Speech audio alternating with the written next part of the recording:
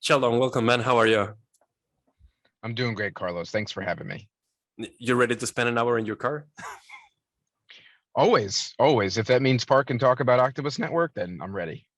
Cool, man. Cool.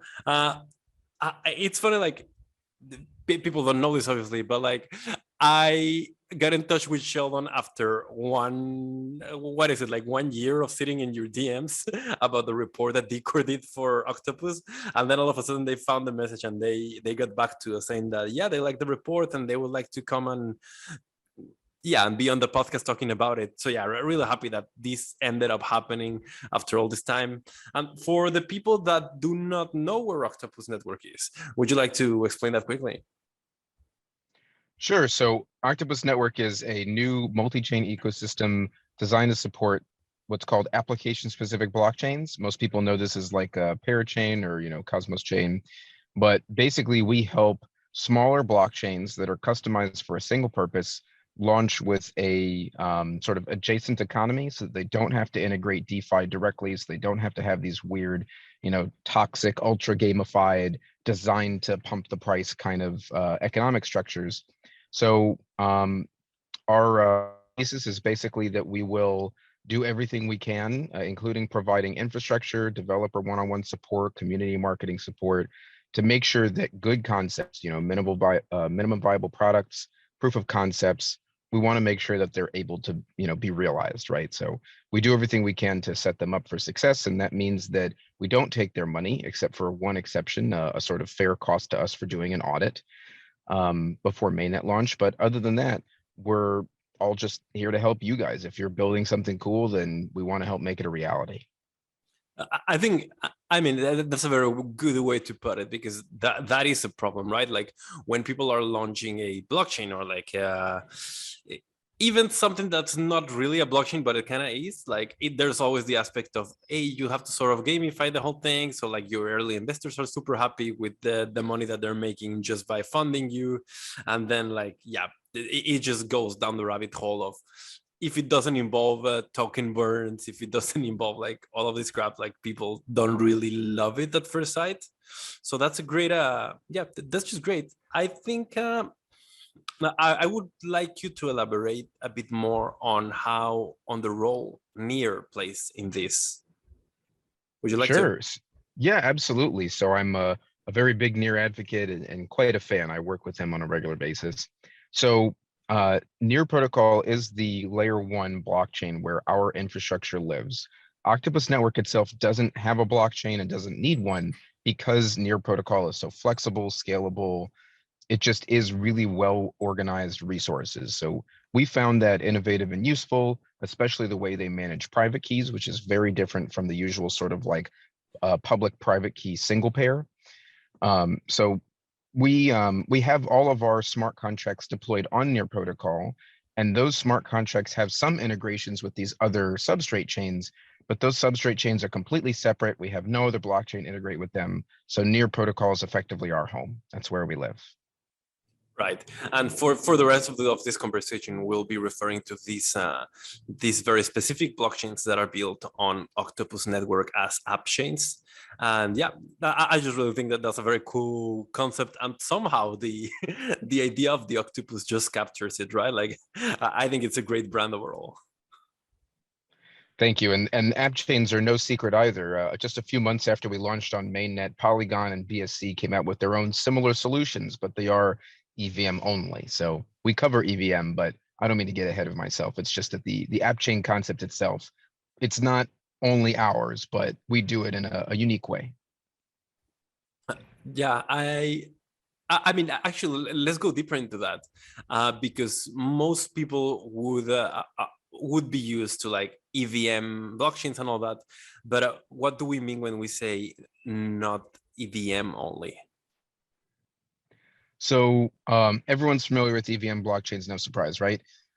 There's lots of disadvantages and sort of limitations with a purpose in that ecosystem. And although we care a lot about Ethereum, our OCT token was initially minted there. We see Ethereum as sort of a narrowed down answer to what blockchains should be long term. Ethereum is a great layer 1, and EVM is a really excellent tool for flexibility, but it doesn't have the good resource management that blockchains need to sort of scale well, to grow and change over time in certain ways, right? So Ethereum is very useful for some of those things, but for instance, a nonce or a fork occurs every time I make a change to a contract on Ethereum. That is not the case for Substrate. So for Substrate chains, as long as I'm modifying a runtime that is not the sort of total, configuration of the blockchain itself, it's just like a component of something inside the blockchain. There's no fork. There's not a noticeable change that users need to adhere to most of the time. Usually it's more like the software experience that people have become used to in Web 2. So to us, most of the time, non-EVM means Substrate, but we do have a consideration for Cosmos SDK and some other concepts later on that we want to support to be able to build their own chains with our solution. Here's a tricky question, because like you're very into this ecosystem, so you must have a very radically different view than mine. But why do you think it is that like Substrate hasn't gotten like a bigger reputation? Because it's really important, at least in this last wave of blockchain development and in our industry, the direction is going, a lot of it is just relying on Substrate. But yeah, so somehow I don't see hype about it. I don't see it getting like the attention it deserves. What's your theory behind that? I mean, top answer just off the top of my head really quickly and easily is the complexity stops a lot of people. Besides the fact that most people assume that they need to know Rust to be able to operate with Substrate, even Rust developers think, oh, that's so hard, that's so complicated. It's a different state of mind. It requires a little bit of patience to sort of shift over to multiple modularized runtimes instead of just, oh, hey, I live in this one JavaScript space. But I mean, I think that's really the only reason is it hasn't been around long enough. There hasn't been enough integrations for it. Not enough institutions have had the time to go through and sort of detangle that confusing stuff. So I'm pretty confident in the next few years that it'll be much more common. There's lots of companies that use Substrate on the back end that you don't even realize. So I'm confident it'll come around. But TLDR in an answer. Complexity. It stops a lot of people from jumping on, whether that's, oh, I'm intimidated by Rust, or, oh, I'm worried I'll need to learn so many new things to know this software. Do you think it could have something to do with lack of financial incentives in there? No, there's plenty of financial incentives in the Polkadot ecosystem, in our ecosystem. They are not wildly exciting, extortionary DeFi self-debasing, nonsensical APYs. So there has to be a rhyme and a reason. Same thing for Cosmos. They may have an inflation rate that you sort of need to deduct from the total APY that you're getting back. Same with Polkadot, not the same with us. But those rates usually translate to something like 0.5 to 3.5%. That's wildly different from somebody going, oh, look, I made 20% today, whether that's Luna or USDD or whatever other stable coin or non-stable asset like Olympus DAO. I don't really care, but also these guys don't either. They're seeing the sort of number go up and they're getting this unit bias and they just keep moving. So that's not really how we function. And I think that's also like a reason why. I mean, obviously, like a lot of the stuff that has those characteristics that you mentioned has a very high risk of failing. And we've now seen what happens when that kind of thing gets too big and then fails. But yeah, I think that's a bit of an issue that we're going to move past pretty soon. I'll disagree with you on that just slightly because Terra didn't get too big. Terra got egotistical, and I don't mean Do Kwon. I mean the idea that you could take a non-stable asset and without a system of managing value, just use it as a basis for a stable asset. That was why I threw $100 at Luna when I first heard about it, didn't touch that $100 when it went up, laughed when I saw the $100 went down. Like, it was in the design, and that is not the design of the majority of Cosmos or Polkadot chains. So I have to reinforce that. But of course, I'm not coming after you. I'm just a little frustrated that this was, so painful and it didn't have to be. Exactly that. And I think everyone, Okay, since we're getting into this subject, and it's like sort of like the subject of the hour, anyways, I think that there is a big problem where like some people that are supposedly smart or that have like authority, let's call it that, like authority figures, they try and push into people that they don't understand these mechanisms to grow in value or where all this money is coming from, and convince them that things are not basically Ponzi schemes. And then the rest of the people that are just trusting them are forced to swallow up this pill. Whereas in reality, their intuitions were right the whole time, and these just didn't make sense in the first place. I mean, you're so close. You're right there. I'm pretty much in agreement with you on this, which is it's extortion. There might be less than what a few years ago, it was like 50% of the market. Now it's like somewhere between 5 and 20%. Actually ask the question, how does this work and why? If people were just asking that before they got into Luna, they would understand that you need to have a really, really high risk appetite for this, and you need to be an ultra Bitcoin bull. Like, I know some people that were who made that decision and said, well, I knew this was possible and I got out in time because I was minding the data and watching the trends. But I'm not here to just wag my finger at, people who took a Luna loss. It's just the people who are sort of looking for more information, attempting to understand, they'll always have the power over the person who makes an assumption. This is the truth in regular assets. They just have a different way of managing information. Stocks and quarterly reports, this is the sort of tried and true method that people are used to. People are used to IPOs and SPACs now. But doing the data crunching for cryptocurrency, in my opinion, because I've done both, is actually a lot easier. You just have to be looking for it, or your mileage may vary.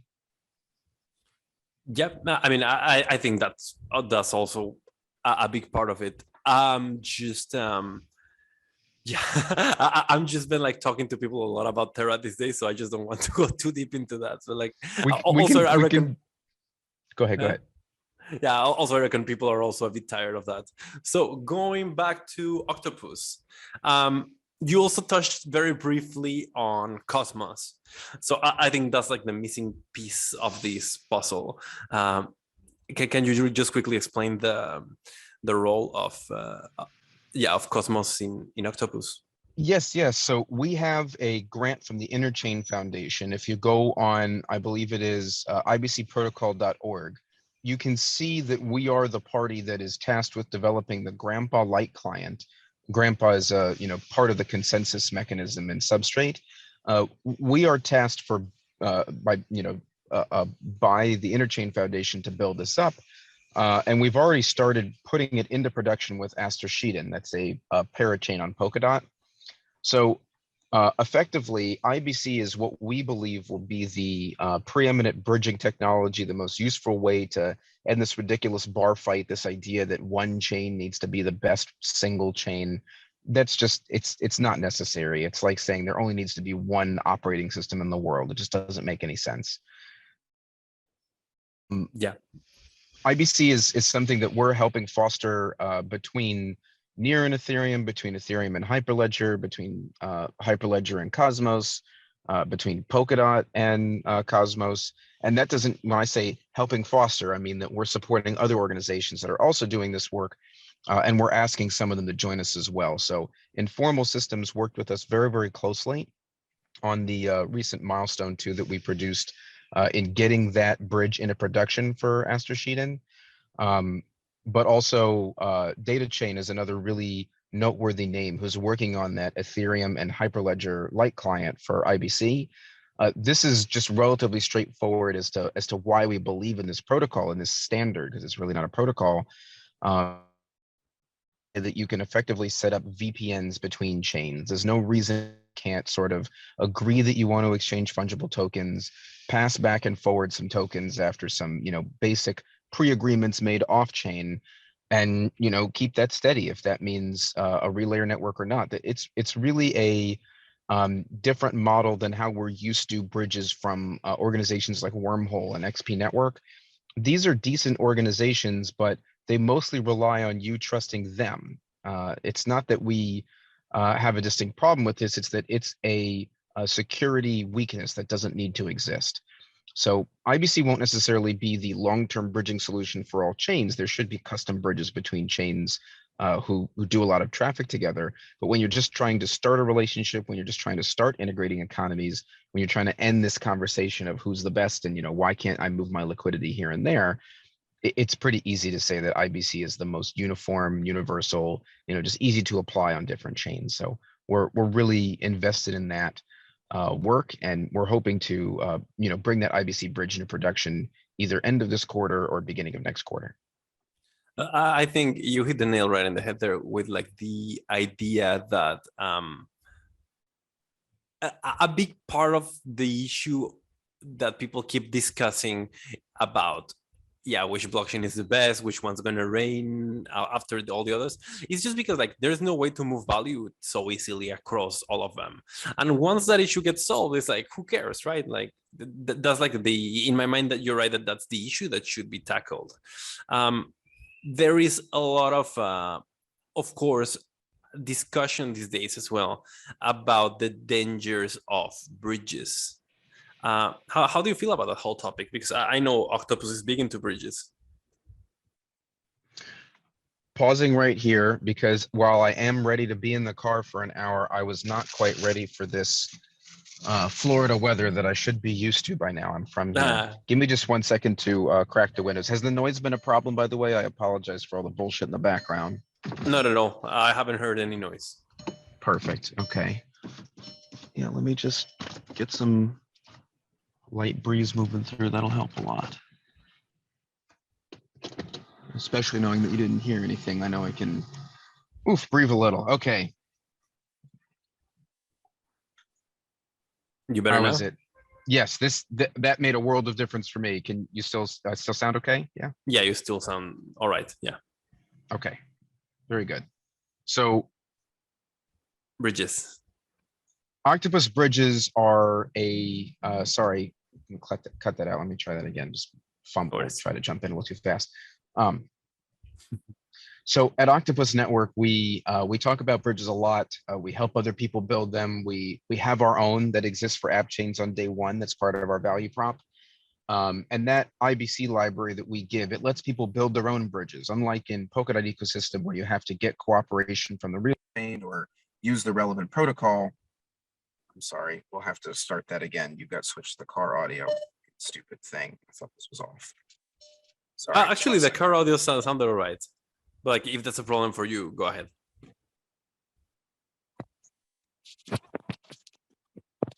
It's turned on and everything. I hope you can't hear that. Weird.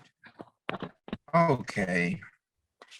There's absolutely no hurry, so don't worry.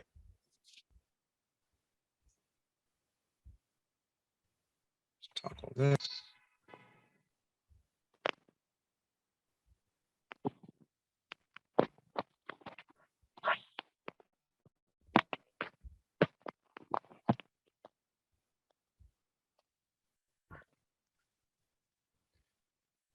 Okay, I think you can hear me now.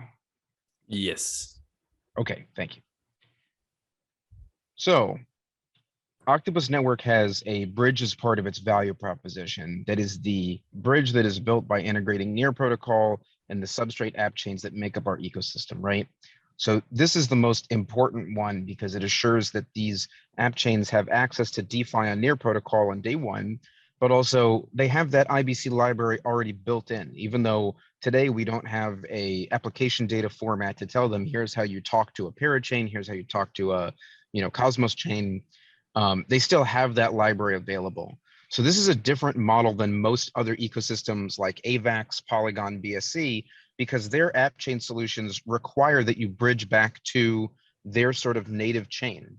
We're not entirely native to NEAR, though NEAR is our home, and it's, believe me, I'm a really big fan, because we're committed to being compatible with these other protocols for other ecosystems. So instead of saying, hey, your only opportunity to survive and exist is to sort of entrench yourself in this economic relationship that goes through that bridge, which in this other case, we're a completely sovereign and independent chain as long as you're willing to run our software, participate in our ecosystem sort of as we instruct. then yeah, there's no reason why you can't have bigger benefits than just a economic ball and chain, right? So we actually encourage app chains to leave our ecosystem. Part of the benefit is being tied to a larger EVM consensus. Um, and that all comes down to the way that their relationship can exist with other chains. You know, if I was an app chain in Octopus Network today, and I said, okay, I've matured sufficiently, I don't really need anybody else, I'm just going to leave the ecosystem. That's viable. In some cases, that's fine. But that means that unless you use that IBC library by itself, you don't have another bridge. You don't have another, you know, method of bringing capital in and out except directly to your chain. So at that point, we assume you've got, you know, assets listed on centralized exchanges or many dexes, et cetera. What this means is that while we help other people work on their bridging technology, we're really dedicated to this sort of bridging for everyone, bridging for the little guy. And that means that we don't need to act as a central party. You know, other ecosystems, they use validator-based or liquidity-based bridges. We are a light client-based bridge. This is inherently different because we don't want the responsibility of being trusted with application data inside a bridge. We only want the responsibility of helping build the bridge itself. The way the bridge is used should be the ethical responsibility of the people actually using it. And this is inherently different from organizations like Wormhole, like XP, because they require that you sort of trust them, either their smart contracts or their validators, in order to get between chains. We've been doing these weird liquidity swaps, and some of these guys do like hybridized liquidity swaps. This is a long-standing thing. Everyone knows this is feasible and possible, but it's not good security practice. It's not that they can't serve a need. It's that the idea that they could serve a need long-term and at scale means that they'll have to sacrifice security in the blockchain trilemma in order to keep that system viable, performing well, et cetera. So on the one hand, our mission is to help foster bridges. On the other hand, we're quite picky on whose bridges we help. We talked to lots of different organizations who were sort of happy to support in their growth and help them network, you know, communicate with different people. But we're not necessarily ready to jump in and help with their development unless they meet this requirement that they are not introducing a third party for trust more than the light client or for trust more than the operation of a certain chain. So that does discourage, you know, people who are operating multiple smart contracts in multiple chains. That doesn't necessarily meet our requirement. Okay, there's quite a lot to unpack there, but I think the idea of doing bridges that are not reliant on you as a centralized security point, that yeah, I mean that's a horizontal step, but I would say that in the right direction, right? Like you're facing the same problem everyone is in a very different manner. Why don't you think this approach has been more prevalent? For the same reason that we're talking about bridges, they get hacked, security events happen. Even if a bridge has no security events at all, eventually it becomes a drain on capital. You have to either have that central capital off chain that is actually the liquidity you're using to get between chains, or you need liquidity on the edges, sort of in, you know, 1 foot in each chain.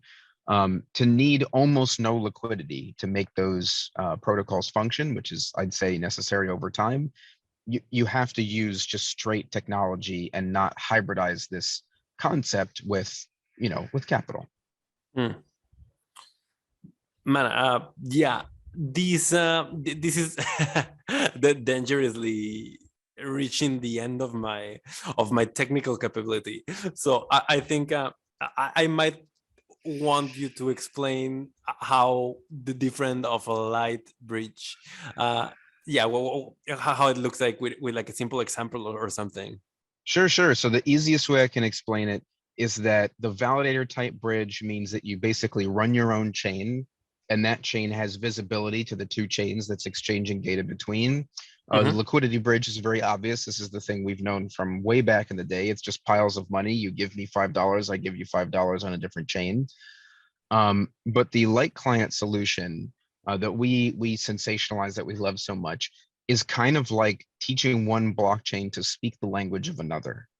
You know, it's possible to configure a blockchain to say, hey, I want you to send a message to this destination. The message is formatted like this. frequently that is designed for the blockchain that you're on, not the blockchain you're trying to reach. So you effectively have to redesign the way that blockchain's client or that blockchain's network messages, operations in general work without breaking participation with the chain that you're on. So usually this means introducing some secondary thing like, hey, let me use the memo field, or I'll take the format from the other chain and then introduce it here as a raw string. It's just a sort of, unseparated message by itself.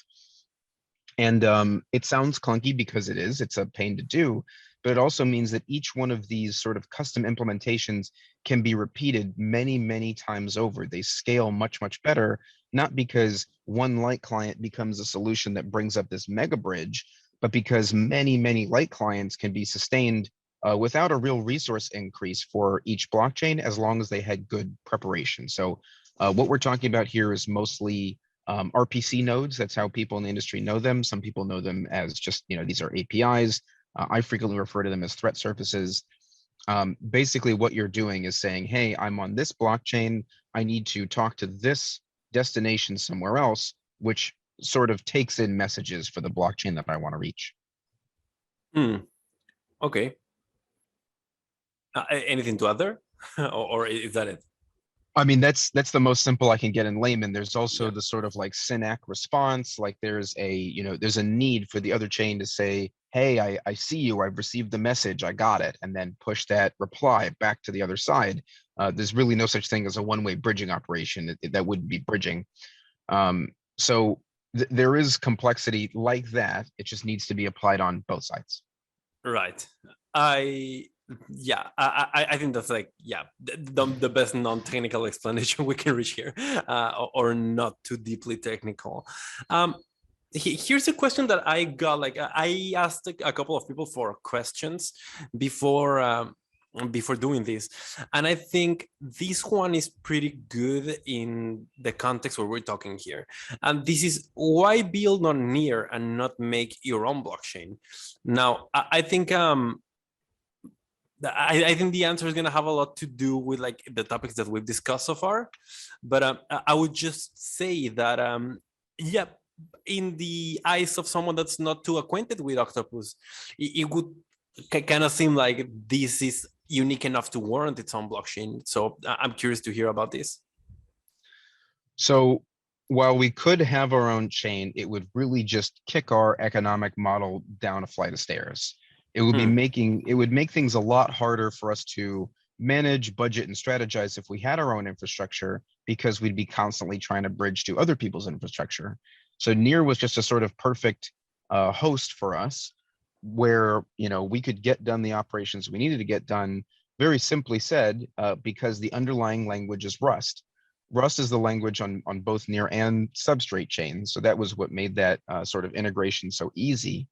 But to talk about how it might make more sense to deploy on a layer one instead of deploying your own chain, I absolutely agree. This is the most common thing today, is like, hey, I'm not really sure what I'm going to be doing in 5 years. I have a business model, but that business model is based on the market status. My business model is for many years at a time, or something outside of the cryptocurrency space. With those models in mind, it's very, very hard to sort of balance this decision, right? But the easiest way I can describe it is, number one, if you are considering either NEAR or an app chain, then you should be at the sort of ideation stage. You haven't chosen your tech stack yet, because these things are both written in Rust, but they're very, very different, right? So there is not a easy conversion process from NEAR to Substrate, and we don't want one. We're not interested in sort of stealing the best things that NEAR has to offer. We're trying to get great and small things to communicate with great operations on NEAR. So secondly, the important thing to know about this is that maintaining your own chain is a whole different can of worms. And sometimes it's very much well worth it, and sometimes it's not very well thought out.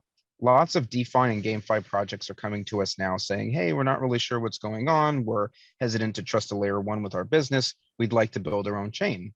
And the first thing I do is say, okay, does the economy sustain itself? Does the economy have some sort of circular process? Is there some a diagram where I can say, okay, I can see that tokens go into this operation here and then keep moving into this operation here, and don't just stop in a burn wallet, stop in a treasury, because while those things are feasible, they're much harder when you run your own infrastructure.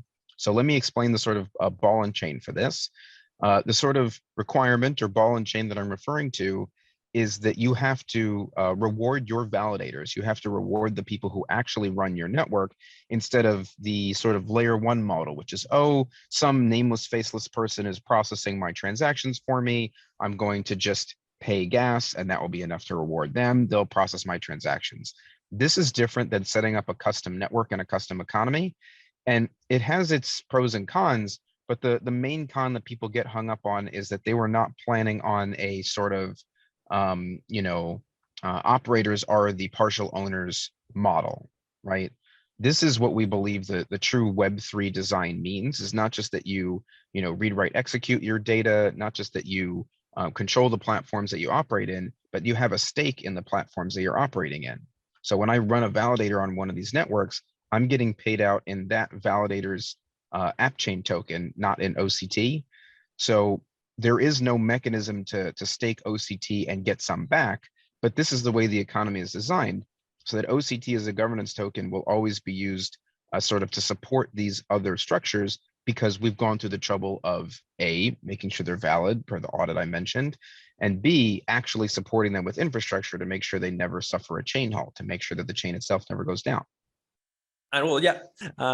Another question from the audience that I have that I thought that would be pretty cool to explore in this episode would be, and I just took like the 3-4 best. I didn't really take all of them, but I think it's very interesting if we could go through some examples of kinds of projects that could be good use cases for Appchains, or that could really use an Appchain, because I'm assuming, like, given the unique model that you're using here, there are good use cases and bad use cases. So what's a good use case for an Appchain?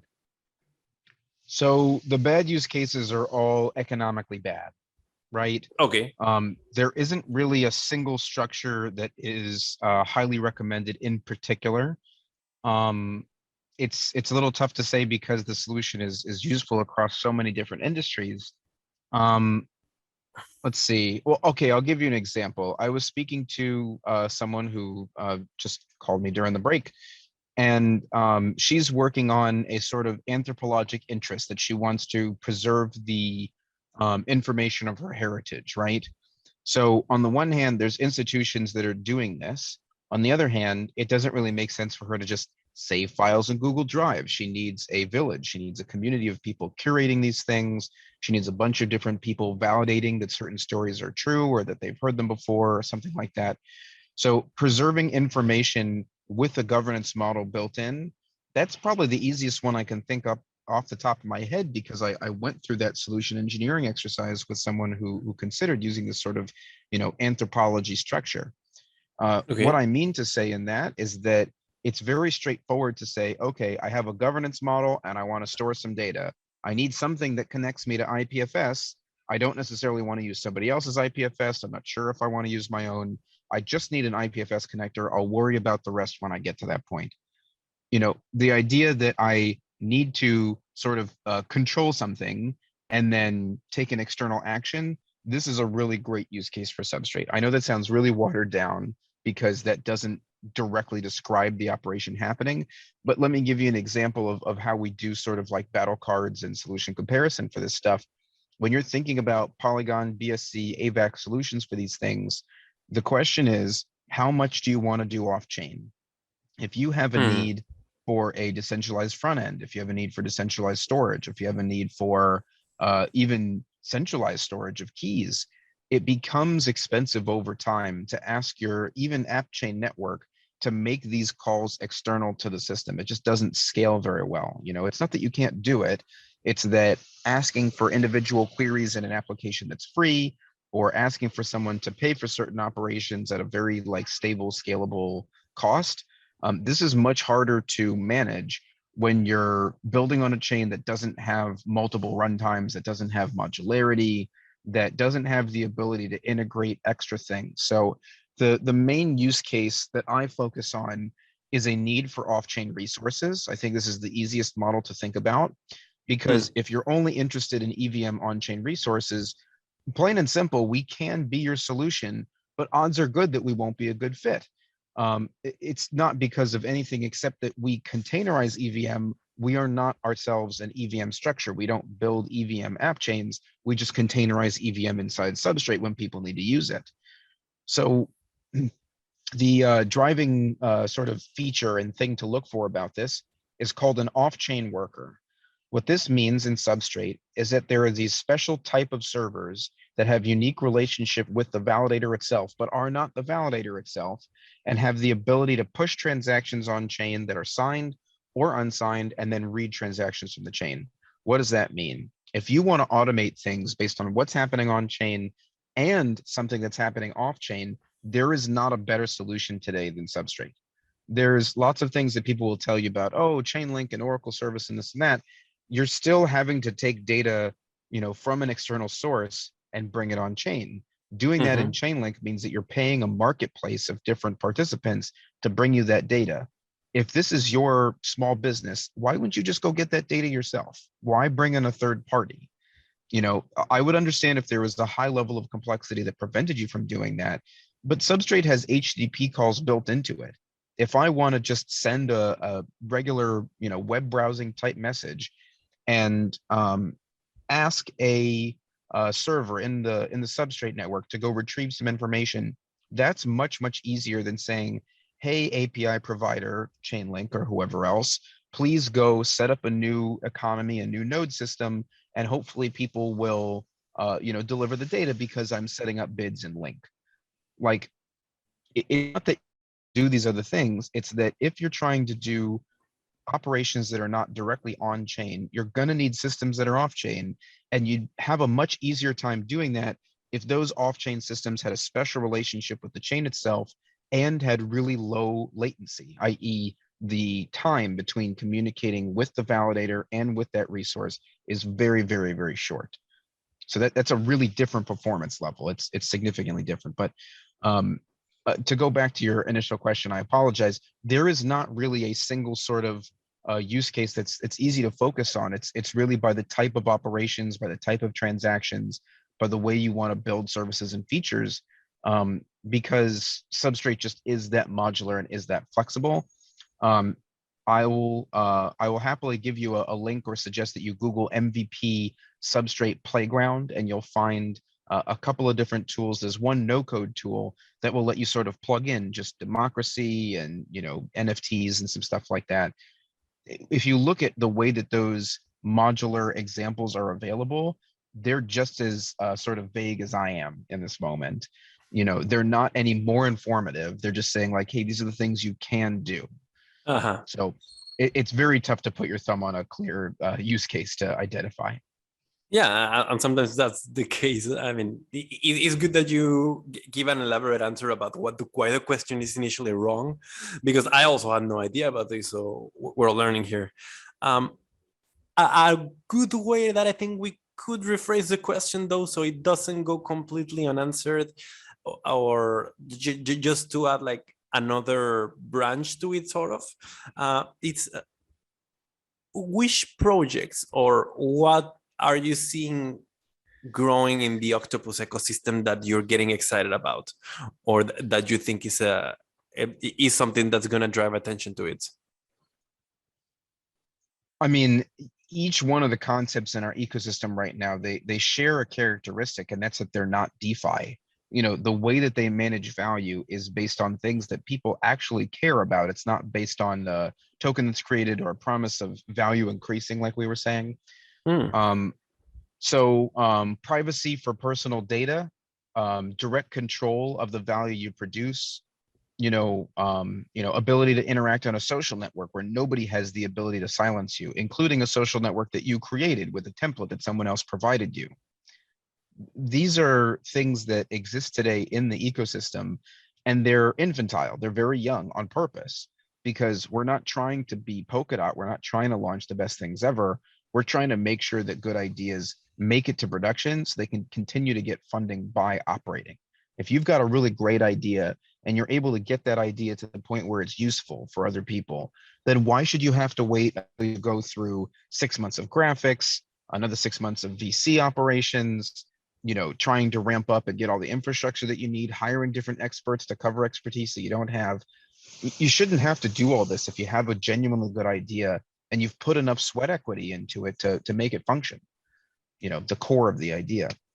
So the thing that really gets me the most excited in the ecosystem today is probably some of the app chains that are coming online right now, because I haven't had a chance to test them out. I very much like our existing 3 chains that are running, but Atocha protocol just became the next running chain, I believe, last night or today. So Atocha is a puzzle protocol, and while this seems kind of infantile to some people, it's like, oh, hey, you're just playing games on a blockchain.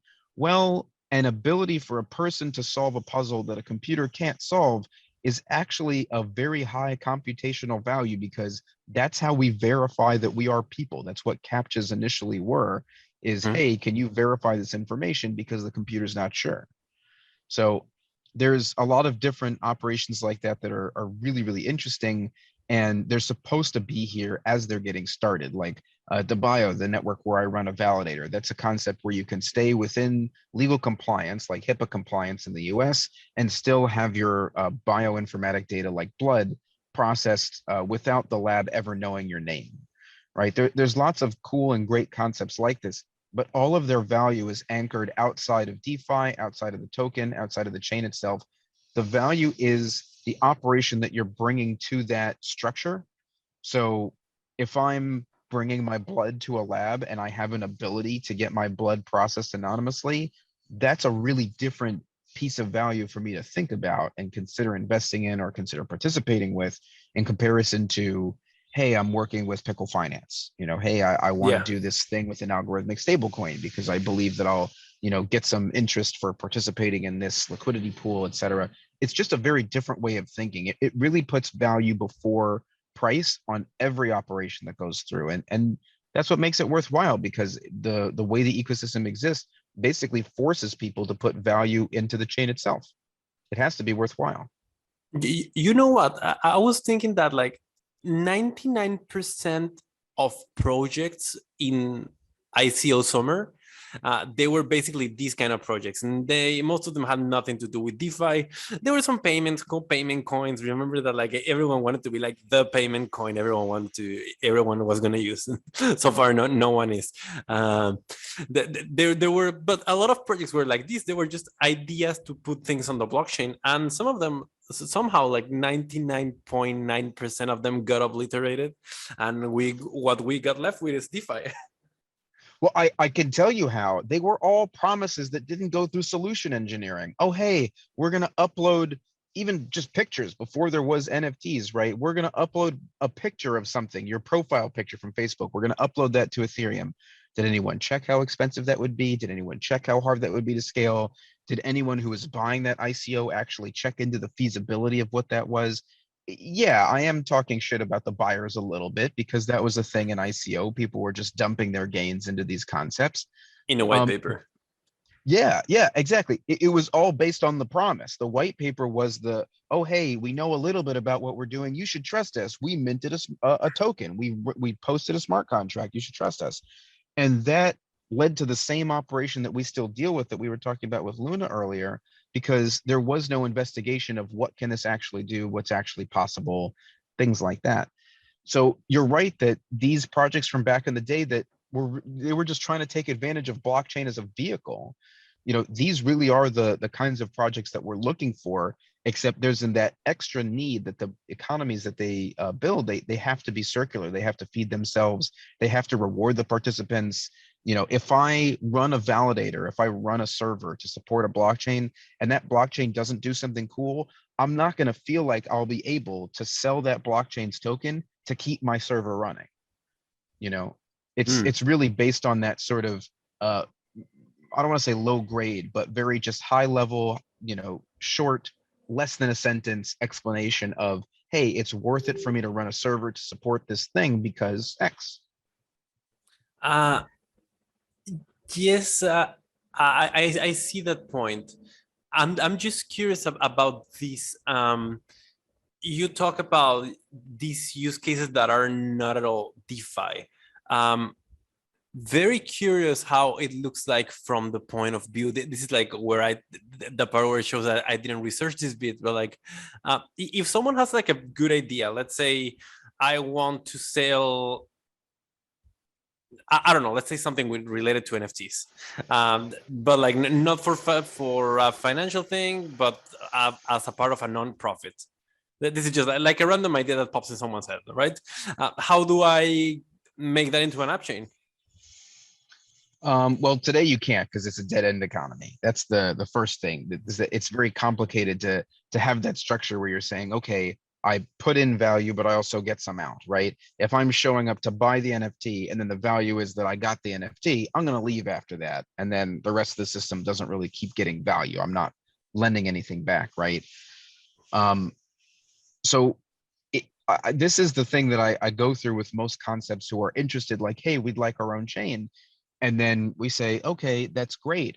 Are you planning on existing for 3 years?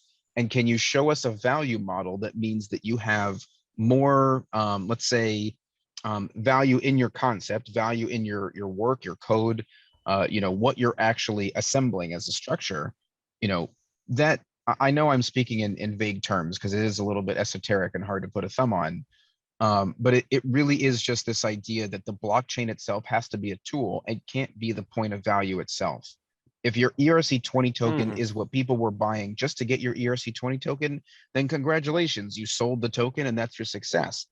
There is a next step, which is that participatory involvement, that like, hey, the token does something. You want to use it to get that benefit.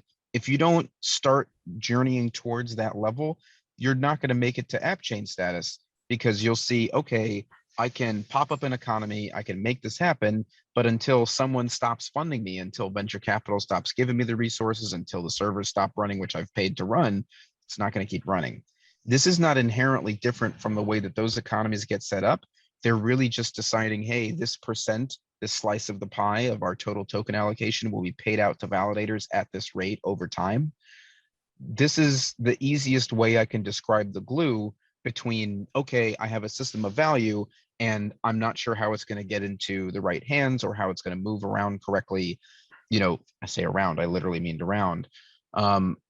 This is the structure that people struggle with the most, because it is so opposite from DeFi. DeFi is you reach a dead end, you do an operation that increases the value of your capital, and then you come out before the bag closes, before the DeFi protocol crashes, before the market changes, etc. So it's so wildly different than what we're used to. It's very hard to explain in general, but I think the easiest way I can describe it is that the value of your concept should use blockchain as a tool, not as the value itself. Okay, I mean, that was what we used to call, again, back in ICO time, like a product market fit, or just like this notion of like, which is very normal in like regular businesses that are like looking for angel investors or something, that actually you have to have a business and your business has to work. It doesn't have to be a promise. And when you were talking about like these tokens that are just like existing for the sake of being a token themselves, a lot of blue chips are like that. Like, if you take the compound token or the Aave token, they're pretty much like that. They do nothing in their own ecosystem. People buy them because they think they're going to go up in value, and that's it. They have such a minor benefit, but they have governance capability. They have initial like sort of bonuses for lending. If I hold the 1-inch token, if I stake the 1-inch token on 1-inch exchange, I get cheaper gas. Like, there are benefits to these things, but they're relatively small because their value prop was based on existing in this kind of temporary status. Like, Compound has considered moving to its own chain, and so has MakerDAO, but they know how hard it is for them to do that in comparison to the smart contract structure they've been living with, because it's so just in the moment, so temporary. And governance is what you kind of say when you don't know what use case to invent for your token, right? It's a governance token. The case closed. So we're eventually going to be a DAO. And yeah. Like, let me address that though, because it's a fair point. Like, Octoken is frequently accused of this. And I say that's a fair accusation, absolutely. But what is the thing that actually makes a governance token worthwhile? The ability for it to govern something of value. If you're governing the parameters of our ecosystem, if you're governing, the way a token behaves, that's not inherently valuable. But the technology that we developed to bridge between Appchains and NEAR and Appchains and IBC chains, that has real value. So getting to decide on how operations in the ecosystem are made based on that value, that makes sense to me. You could argue very easily that Compound, Aave, and others have a much lower valuation because their use case is so simple and direct that it's more often provided by centralized finance today than it is by them. But you're very right to say that this is the sort of like last ditch effort, and then after that comes participation token, and then after that comes NFTs that people can't explain why or what. So I definitely have sympathy for this, but also there's ways to make it make sense. It just has to have some point of value that is worthwhile. That's my position. Right. And there are always like nuances to every statement, right? So I like that I'm making the general statements and you're like taking care of the nuance. I'm sorry to be picky, forgive me. But let's say I do have a good idea. I mean, I come to Octopus with like a great idea. It uses the blockchain in the right way. What happens after that? So let's say you come to me, you've got a pitch deck because you've mapped out how this idea is supposed to work. You've got a white paper because you've got some market research and some theory and maybe some references. And then, maybe you have a name, maybe you don't have a website yet. The first thing we would do is say, okay, you probably need to find some more people. You probably have ongoing work to keep growing towards, whether it's launching a Substrate chain or not. We don't take bias. We prefer Substrate chains in the accelerator program, but we support any. So if you came to us with this like very, very low end, hey, I'm not sure, and I say low end, I mean further back in the development cycle, right? Like if you're not quite started up yet.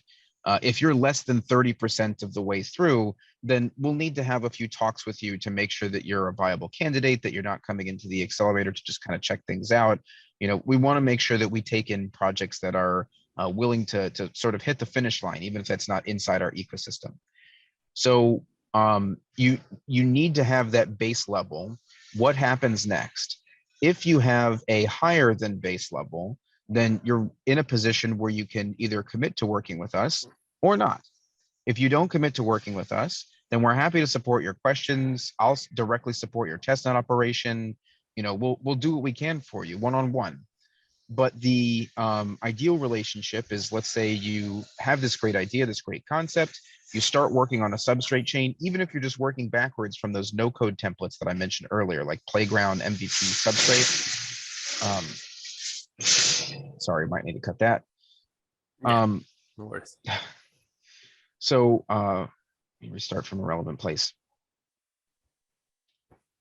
So let's say you come to us and you have some of the work done. Let's say you've got less than 30%. We know that you want to go into the accelerator program because we'll have lots of advice for you there. There's peers to sort of discuss with. There's people you can find to join your project. There's a lot to build you up. Let's say you get past the 30% threshold and you have either decided or not decided that you want to build with our ecosystem. If you decide that you want to build with our ecosystem and you've gotten to a level where ideation is no longer a thing, you're not thinking of new topics and concepts, you're set on what you're doing, right? Mm-hmm. Then you're in a position where you can sort of commit to us, and we'll publicly commit to you and say, hey, this is our newest Appchain candidate, which means that you've got the potential to launch on our network and we're directly working with you. So what happens when that transpires? Number one, we broadcast your value proposition. Our chief editor will go through with you and make sure they understand what you're trying to do, explain why it's valuable, explain why it's worth coming into existence. And then following that, we'll create you a Discord channel. And in that Discord channel, you'll have myself there, and also some people who are much wiser and more skilled with Substrate than I. So the idea is, as long as you're willing to use existing knowledge base, use existing tools, hire a contractor if you're really in a bad spot, just for a short term, not to be your lead developer, we consider that not acceptable. Then you're able to get ongoing support as you build. It means launching on testnet, we're still there to hold your hand. You're still just working on your own. Oh, hey guys, I got stuck. Can you please, give me some direction? this is the whole reason why we've set this up. It's a semi-private lobby, meaning that other app chains can see your work. So if you're a app chain candidate, if you've committed to us, then you are effectively sort of sharing your experience with other app chains. But outside that, it means that you're there to reach us so that we can, make sure your idea comes to life. I mean, I really like that, and I really like how it resembles like a more, yeah, a more sensible approach than just like get an idea and get funded, or build something huge, and only then you'll be able to see how it pans out in the real world. I really think something like that is missing in crypto, whereas we take people from like from an entrepreneurship journey, basically, which is like so common in real life. Like I started my business back when I was doing translation by offering on Reddit and see if anyone wanted something translated, and then that would, like normal business as usual, and that's sort of missing in crypto. It is, and we're trying to fill that gap, but there's a very real a little nuance or I guess sort of rebuttal I have to give you on this, and that is, to be honest, we know it's not just 99% of ICOs. The majority of small businesses fail. This is normal, right? So the idea that the majority of small businesses fail means that there's a sort of solution for that, and that solution isn't big bags of cash. If I'm struggling with a problem with code that isn't an easily solved problem, or isn't a problem where I could just go pay for the right expertise, then I'm just sitting on money for nothing. And these days, it's also becoming less value as I sit on it. So the idea that the majority of small businesses fail, we're comfortable with this, and it's part of why we support the way we do one-on-one. This is also one of the main reasons why we have such a critical infrastructure offering. So I'm not sure if I covered this yet, but just sort of as a point of promotion and a point of truth relative to this, we want to make sure that your concept doesn't fail, that your chain doesn't go down, that you don't have critical problems. It is the whole thing for us a trust exercise. So it's important for us to make sure that your project functions well. And we do that by providing 4 validators for you to make sure that the chain never suffers a halt. We give you what's called an indexer, so you can use outside sources to pull information from your chain without jeopardizing the resources of the chain itself. And then we also provide an explorer, because every blockchain, realistically, you need to be able to see the transactions, right? Even if you're just hopping back and forth between the NEAR bridge and the chain, you got to see what's going on. The last of the 4 components that we offer for free that are so dang useful is an RPC endpoint in the form of a WSS gateway. In plain English, what this means is that network endpoint that we were talking about earlier, that's necessary for both sending messages for bridges and then receiving messages for bridges. This is something that we initially host for each of the first 100 app chains in a very, very streamlined, efficient form, which is called a web services gateway. When you think about a regular API, it almost always starts with HTTP or HTTPS. This is inherently different from our model, but our model is easier to build, costs less bytes. It literally takes less characters, down to the 1s and 0s, to run this little thing. So it's a joy for us to do. It really is what we love. But most importantly, we are this sort of safeguard to make sure that you don't fail. If you genuinely have a good idea, we believe in it, we're throwing our weight behind it. We're trying to make sure that it will succeed to the best of our ability, inside a repeatable business model. Yeah, I love that. I love that. One question that sparks, just comes after hearing that is, I'm of the thinking that if you're adaptable enough, like, I get that 99 of small businesses fail eventually. Yeah, I get that. But I think if you're adaptable enough, you always survive in some way, shape, or form, right? So how does this program lend itself to like being flexible? Sure. So let's say you want to test the boundaries of those safeguards, right? Like, like I'm saying, we don't want you to fail, but what's the real possibility here? I'm a big fan of chaos engineering, so I very much appreciate this question. So let's say you have gone through an audit with us where you were confirmed that you were ethical, secure, economically viable. You went on mainnet, you've been operating for 3 months, you go through this process where you're kind of interacting with community. Some regular people who run nodes for Appchains have supported you just because they trust our judgment and they trust our audits. And then you decide to make a change that is not only controversial, but is unethical. And immediately your validator network just falls apart. You had 20 people who were running servers in support of your infrastructure. And then all of a sudden you have 5, yourself and us 4. So if you drop below 7 validators in your validator set, after initialization, after a sort of startup period, what we'll do is we'll say, okay, we're marking the date today that you are sort of on probationary status. What this means is that you have effectively 30 days to utilize our coaching, to communicate with us about community, to make changes to your code, to get right, to adjust your standing, to sort of regain the lost clout or favor that you had by doing whatever it takes to get your economy going again, making it more sane again. Now, let's say you sort of decline our advisement and you're asleep and you don't notice this happening, or you're just like, hey, Octopus, I don't care, whatever. If that happens, then whatever validators are still running the chain are still able to run the chain, but they don't get our benefits after a while. Once we get down to the sort of last validators in the set, we're looking at, hey, is it worth it to sort of lose a certain amount of OCT tokens from our economy in order to cut this dead weight? This has never happened before, and we do everything in our power to make sure that it won't.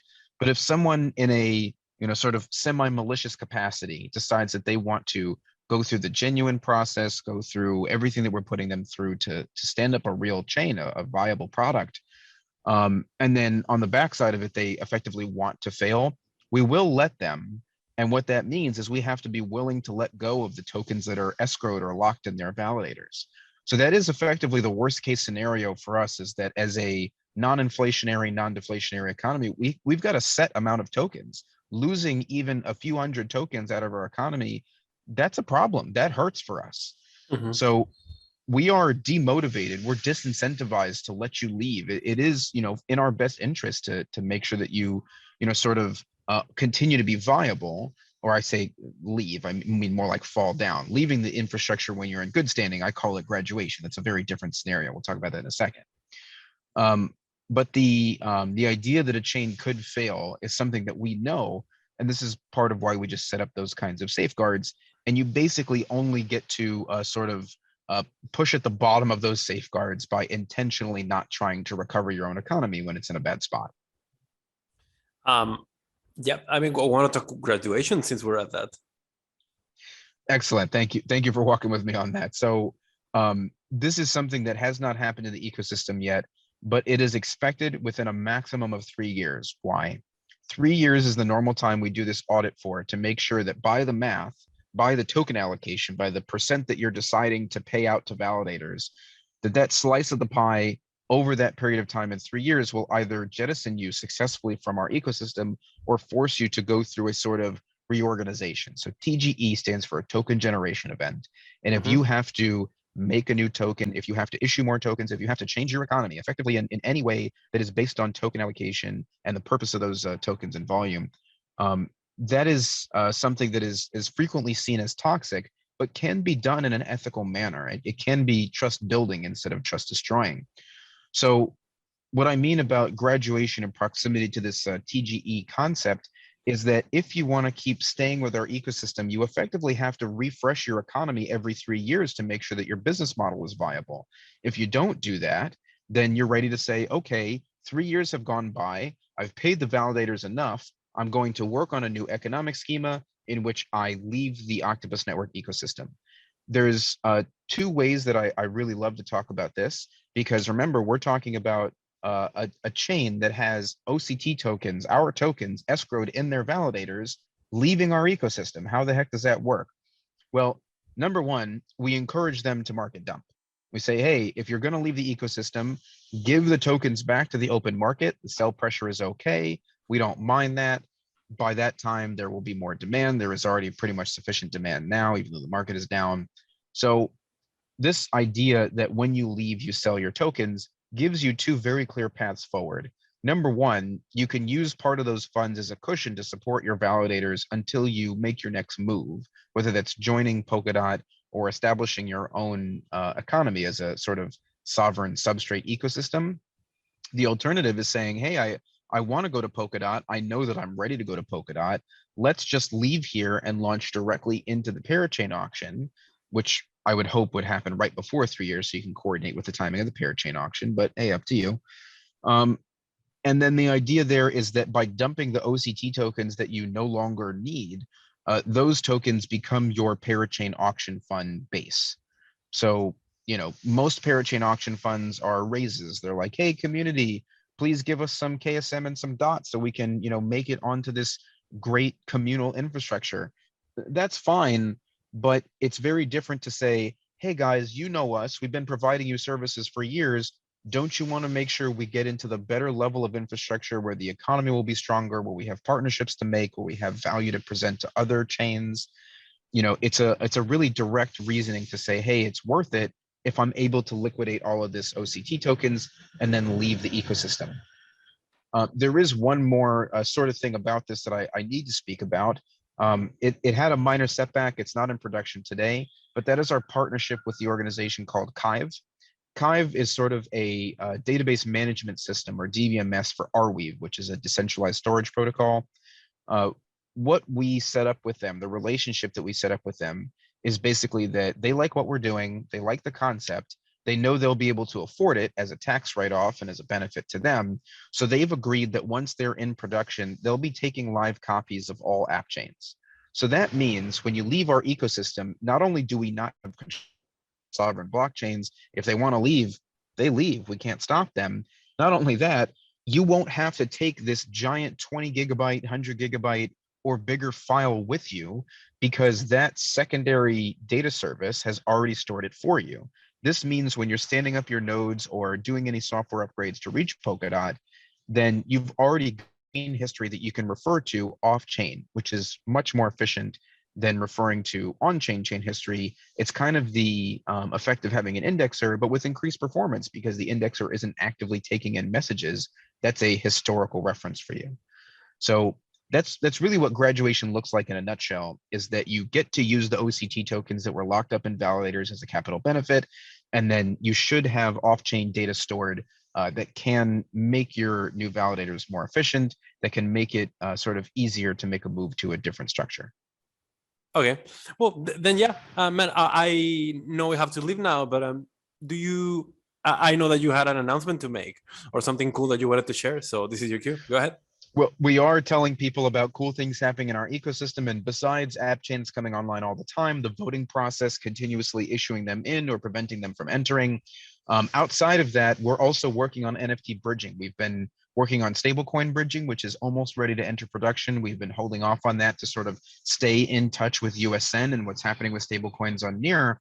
But also, much more importantly, we'll be enabling an NFT bridging service within the next few quarters. So either end of this quarter or beginning middle of next quarter, we'll be taking this option live so that you can bridge your NFTs from NEAR protocol over to each individual app chain.